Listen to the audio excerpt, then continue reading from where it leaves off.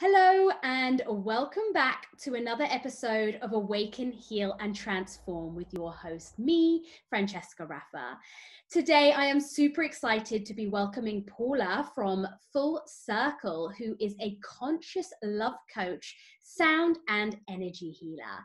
I was particularly drawn to her mission statement where she helps women break the toxic relationship patterns in order to attract their soulmate. So I'm so excited to dive into this with her today and find out a little bit about her story as to why she has set out on this mission and journey to help other women find love for themselves so that they can attract their soulmates. So let's welcome Paula. Hi, Paula. Thank you so much for joining the Awaken, Heal and Transform podcast today. I am super excited to have you here, and I cannot wait to get into this conversation about self-love, which I feel is a massive topic of conversation lately. Throughout the whole pandemic, we've all had to obviously embrace a lot more self-love, having been alone. So what really drew me to you was I connected to you through Instagram, and I started looking at your posts, listening to your videos, and I was like, okay, this lady here is got something that I need to learn, because the toxic relationship patterns is a big thing that's been coming up for me lately, having just gone through a breakup literally the start of this year. And I've kind of been going on this journey and self-love journey myself, and actually realizing, yeah, I was lacking that self-love, So when I saw you, I was like, okay, this lady, people need this lady in their lives, okay? So I just want to open this up to you to introduce yourself and talk a little bit about Full Circle and your self-love journey and why you do what you do today. Yes, no, thanks for having me. I'm super excited. I very appreciate you reaching out, and hello to everybody watching or listening. My name's Paula Nelms. I run my business, which is called Full Circle, and I am the conscious love coach. As you said, I very much work with women that have found themselves consistently attracting toxic men or toxic relationships. So toxic people, me, myself included, obviously a little bit of an expert having been through this journey myself, and I'll talk about that in a minute. And the way that I really focus on helping women is through the journey back to self-love. And that's really very simplistically how we end, there's obviously a lot more to it, but how we end up with toxic men is that we allow them to come into our space, to come into our lives. And we do that through an energetic pull that is really shaped through what we think in our minds and our subconscious beliefs, but also our emotions and our kind of long-term, the emotions that we sit in, and all of that kind of makes up our energetic signature, I call it, or your aura, or however you want to name it. And that really is what draws in these kinds of people. So the journey back to self-love is the most important journey that anyone will take in their lives. And as I said, I've been on it myself, and it is just such an awakening. And it's one that, and like you said, so many people are talking about at the moment, which is amazing, because I think we've lost it. And I think as we've lost connections with people and we've become more isolated, and not just through lockdown,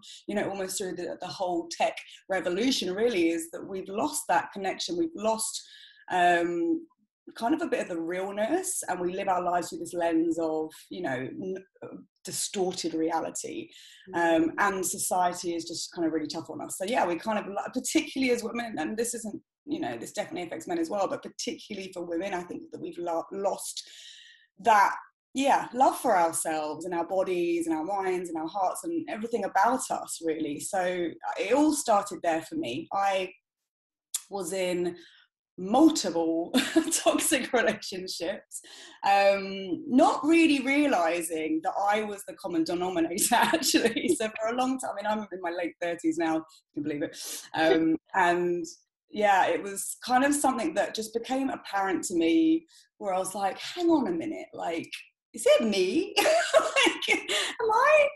It's not them, it's me.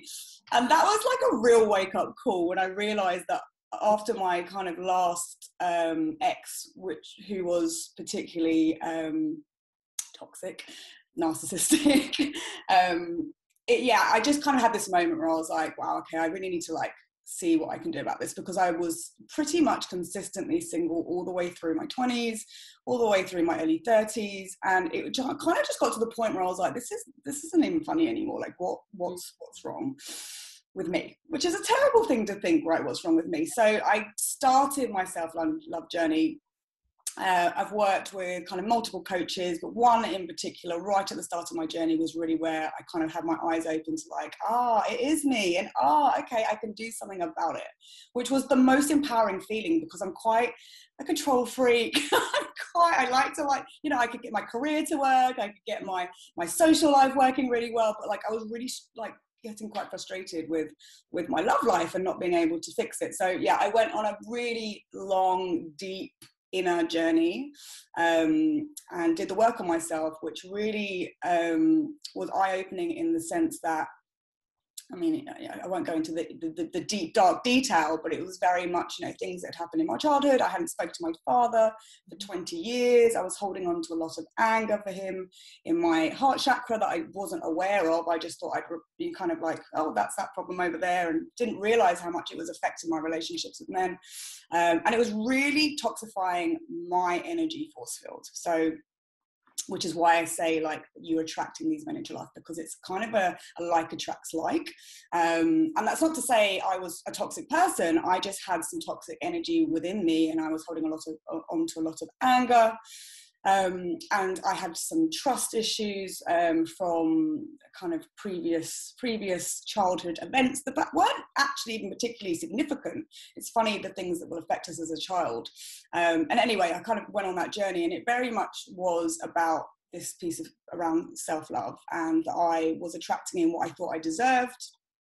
And if I mean, I always quote this because I can't help it, because I watch RuPaul all the time, but if you can't love yourself, how the hell are you going to love somebody else? And you know, your vibration, your kind of resonance as a person, like I said, depending on your mindset and your emotions, and that kind of make up that aura or that energy signature of yours, attracts in the same kind of people, situations, things. It's like it matches. So where my vibration, and I was living in much lower energy and emotions, and my, you know, subconscious was all like, you know, I'm not good enough, I'm unlovable.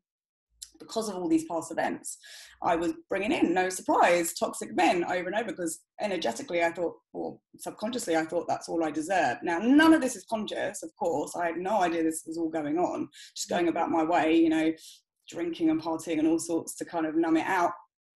And yeah, it was just a massive transformation. And honestly, I'm a completely different person, having done all that work on myself. I don't even recognize who I am in the best kind of way. I can see who I truly am. I've got the most amazing people around me now. Like, I kind of look back at don't get me wrong, it was absolutely meant to happen, and it's my journey, and I've learnt so much from it. I don't have any regrets. In fact, I have so much gratitude to my last ex, because if it wasn't for him, I wouldn't have started this journey. So it's been something that I have become very passionate about. I have a kind of foundation of spirituality, because I had no, in my as I was growing up, I really didn't believe in anything, and I think it's really important to have a belief, have a feeling that there is meaning in life, to be able to have a bedrock to kind of springboard these kind of inner works to do on ourselves with. It's a foundation, you need a foundation ultimately. So I kind of weave in lots of learning, trainings and teachings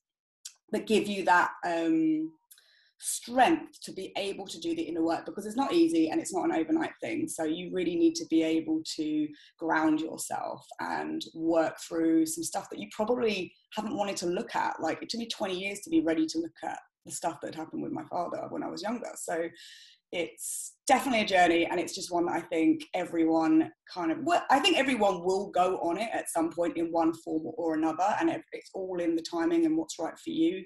You will find the master when you're ready, as they say. I'm sure that's in a film somewhere. Yeah. Wow, what a journey. And that's exactly what, you know, I like to explore here, is people's journeys, because that journey of yours, although painful and introspective, yet here you are living out your purpose now because of that journey, and you're here to teach others that they can too, that there's another way, and exploring that. It's so important what you say about what is stored in our energy field. Obviously, as an energy healer myself, I always am stressing this, the importance of this, because we are not aware. It's the unconsciousness that you were talking about is what actually manifests in intangible reality. And we're like, why is this happening? But it's all on this invisible vibrational scale. And, you know, what were some of the catalytic points for you in your self-love journey that sort of made you flip or see that turning point? Oh, I love telling this story because it's very, like, for me at the time, I mean, it was such a poignant moment. It was really kind of, I think at the time I was ready to release the energy around my father, and I was kind of looking for, you know, I started off looking for therapists, and wasn't really what I needed. And I was very, you know, I just kind of followed the breadcrumbs and ended up with my coach. And it was, I remember particularly, there was kind of two points where it was a release.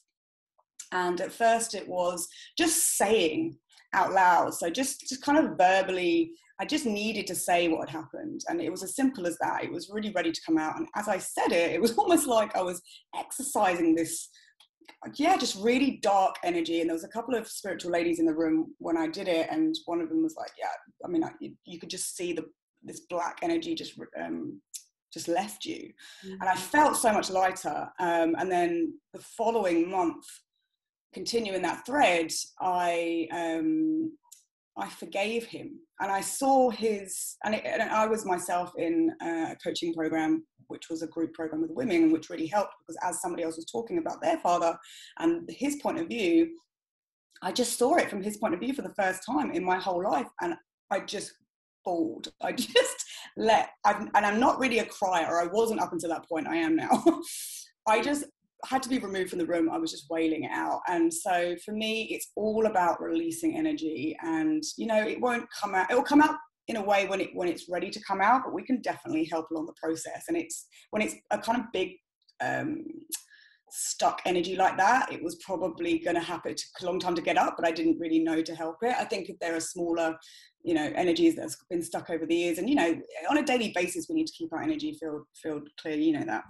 Yeah. So it was absolutely the turning point, and it allowed me, I could not have gone through the self-love journey until I'd done that. Like, I needed to clear myself to be able to be kind of almost a blank canvas to be like, right, okay, now let me work on my mindset. Now let me work on my subconscious beliefs, and, you know, get myself into like a step. I call it, like, not just like coming home to myself, but like I stepped into my power.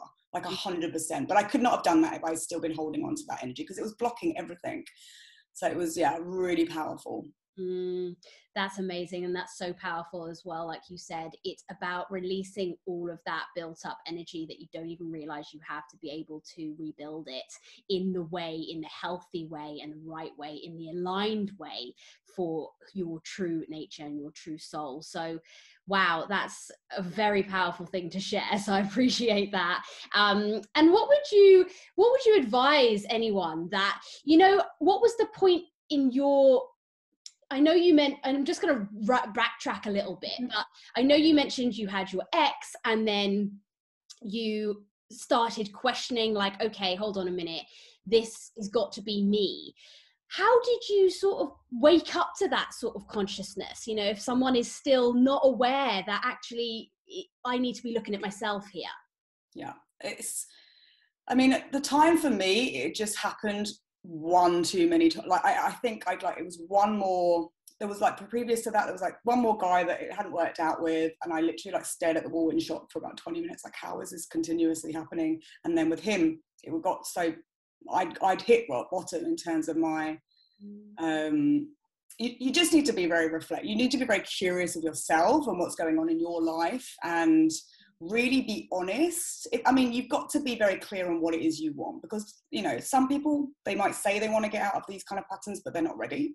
Some people are, you know, we're emotional addicts, so our brain, that's why it's really hard to change habits or to, you know, quit any of the addictions we have. And even with men, right, we get an emotional, a chemical hit off of it, really. So you've got to be really ready to like change, and you've got to really want what you say that you want, right? If you want to find, you know, the guy you're going to marry, or anything really, you've got to really be ready. And then when you're ready to do that, and you'll know that in your heart and your soul for sure, no one can tell you that. And then you've really got to be curious and to be looking around you and being like, you know what, this isn't what I want, because you need quite a lot of strength. If you're in a relationship like that, it takes a lot of strength to get out of it. And if you're not in a relationship like that, it takes a lot of strength to not get back in one. And trust me, even now, you know, I still occasionally think about my ex. Like it's an ongoing strength that you need to have, and you can only do that when you're ready, and then when you've got support. And I truly believe this. I'm sure there are people that do it on their own, but I have yet to find one. I think you need the strength, not just of somebody giving you the do's and don'ts, and, you know, the training. It's the people you surround yourself with. So just by being in a group of women, it was like 60, 70 women, the energy that came from that group, the love energy that came from that group, and the courage energy was probably the most powerful thing out of everything. That lifts you up. It helps you love yourself, because other people are loving you first, people you don't even know. And it's just the most important thing. So just to summarize that, I guess, just be curious, but you need to know when you're ready, if that makes sense. Yeah, no, absolutely, it does. I love how you are saying when you're in a room of other people and strangers that you're feeling this love, and it reminds you that love exists in everything. But going back to the point where you need to be willing to receive the love in the right ways, understanding what that means. And I guess that comes down to mindset. And one of the phrases that was sort of like popping up in my mind while you were talking is hurt people. And it's so saddening, and I'm going to be, you know, from experience here, and something I have realized is that is something I have done, and it's so upsetting that I have hurt someone without being slightly conscious, but because I was hurting so badly, my natural reaction is to hurt someone else because I don't know any different.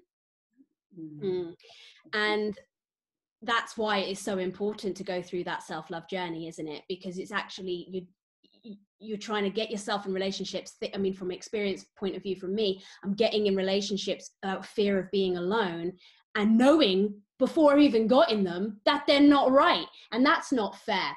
And, you know, that's not fair on me. It's not fair on the other person.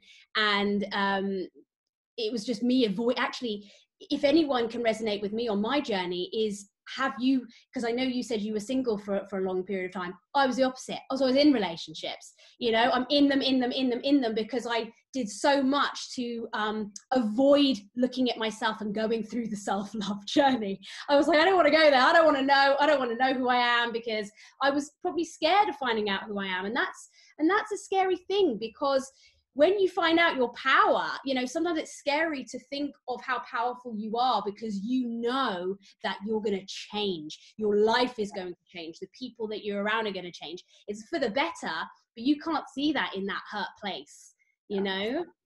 So honestly, that is such a nail on the head, because, and it's, you know, I don't know how, that's your ego, right? Like your soul wants to grow, your soul wants to get out of it, but your ego is so powerful and in charge in most of us. Again, like another part of how I support women is like, you need to break out of the ego, or at least get it back in its cage a little bit, and get back in the driving seat, because our ego really is what controls everything we do until we've had that kind of training, or we've woken up in a spiritual way, is that everything, and it lives and breathes by fear, and it's just trying to keep us safe at the end of the day, but it doesn't want things to change because it knows how that works. It might not be the best relationship to be in, but at least it knows it, so it's keeping you safe in that sense. It just doesn't keep you happy, right? So yeah, I think the call of your soul to break out of those things will eventually be strong enough to get you there, but that ego is really quite tricksy for sure. Yeah, I mean, do you want to dive a little bit deeper into mindset here? What would be the self-love mindset? I don't know if you could put it in a bit of a nutshell. I know that might be difficult, but is there? I love this topic so much. So I'm so, because honestly, it's like once you get it, it is like game changing, and it's a lot. So I'll try and keep it kind of simple. But in terms of mindset for self-love, it's ultimately, if you kind of think about you are not your thoughts, and I'm sure there'll be some people that are on their spiritual awakening journey that would have heard this, but others that perhaps haven't, so I'll keep it fairly simple. We are the thinker of our thoughts. So when we say, you know what, when we're thinking, oh my god, I'm going to have that cake, or no, sorry, if we're saying like, I'm not going to have that cake, and then we take the cake anyway, and then we beat ourselves up for having the damn cake, right? And we think that and that's almost self-hatred, right? Because we haven't done what we've said we were going to do, we weren't in control of ourselves, and then we beat ourselves up, right? So that's like, as an example, like the general pattern of what happens, very simplified. Self-love is saying no to that cake. The trick in being able to say no to that cake is getting your ego in check. And we do that through, I mean, many ways, but meditation is the key. And lots of people are talking about this now, which is just amazing, because it is basically like going to the gym for your mind. And people don't do meditation because they're like, oh, I can't sit there and, my mind wanders. But that is the point, right? You need to be able to see your thoughts, so get kind of a gap between you, your soul, and your awareness, and those thoughts, and think the thoughts that make you do the things that you don't really want to do. These are the thoughts that get you into that toxic relationship or go for that bad boy. I mean, mine was rough, and I'm sure most other people's are. And don't get me wrong, it never goes away, but it becomes less strong. And you yourself, your awareness becomes much stronger. You get back in the driving seat, and actually the thoughts start to change. So for me, I mean, I do not have any negative self-talk anymore. I don't, look in the mirror and go, oh God, cellulite. I don't look, and don't get me wrong, they're not perfect. There are definitely times where I'll do that, but I can catch it. Yes. And that's the difference, right? Is it doesn't run your life. You don't spend 20 minutes in the mirror, like really beating yourself up about, the nose that you don't like. So, true self-love is having the discipline to do what you say you're going to do, and then almost it's like a rewarding cycle. But ultimately you can look in the mirror, love who you are inside and out, and be proud of yourself.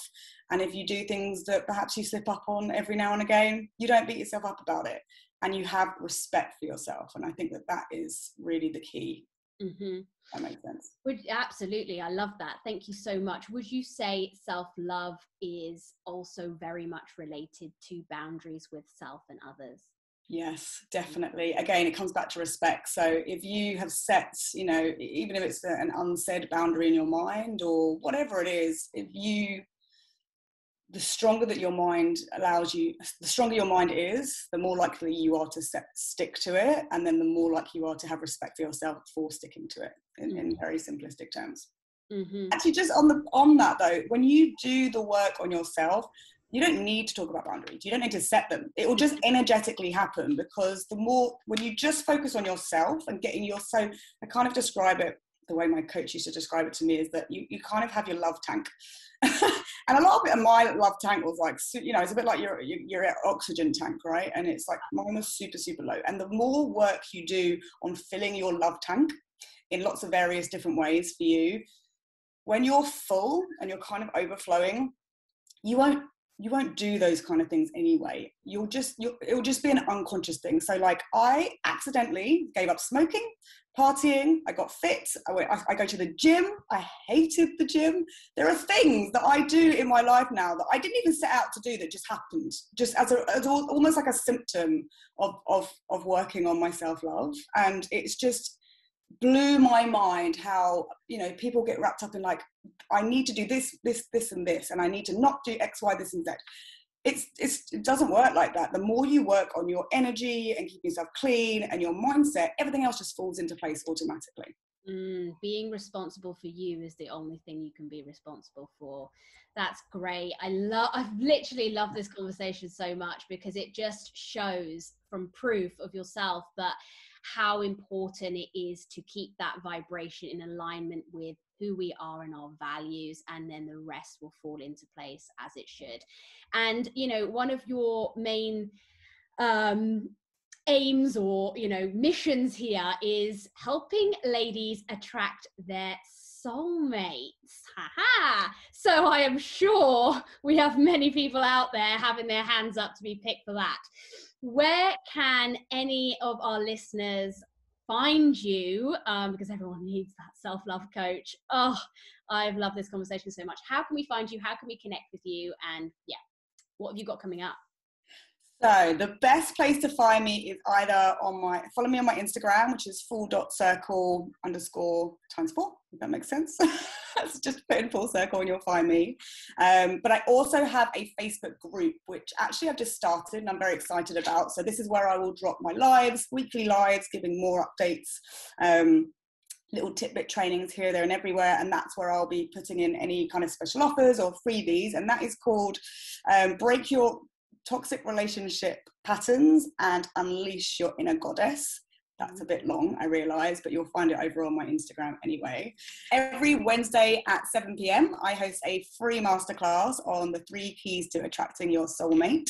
So if you're interested in signing up for that, and I really get into the nitty-gritty there of how I work, the 3 areas I really focus on, and hopefully you can take some value away from that. So again, if you just go over to my Instagram, full.circle, in my bio, you'll find a link to all of those things I just talked about. And I would love to see you there.